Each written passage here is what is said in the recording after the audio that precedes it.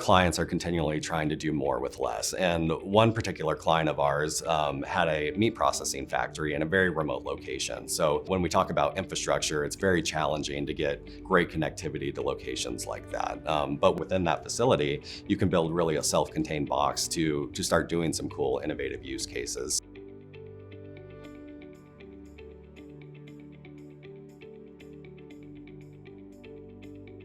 What this client was looking to do was reduce waste in product that they had in their environment. And an easy way to do that is to just ensure that your employees are washing their hands, or if they turn away from their stations and touch something else that may not be sanitized and turn back, that an alert is given. At this particular client location, they had assembly lines for processing all the product they had in their environment.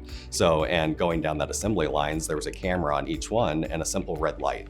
So that if we had a edge box that was running a computer vision and computer model that said, if you see the hands turn away from the assembly line and they turn back without going to a wash station first or sanitizing their hands, turn on the red light. And a super simple thing that assembly line managers could look and raise their hand or go pull the person and say, hey, we need to stop, because it's millions of dollars a year that this client was losing due to contaminated product. By just doing a simple edge use case, by having computer vision with a camera and a red light, you're able to save millions of dollars by putting this infrastructure. The implementation of that project basically paid for itself in the first year because they were able to put that solution in place and reduce all the meat waste that they were having at that particular facility.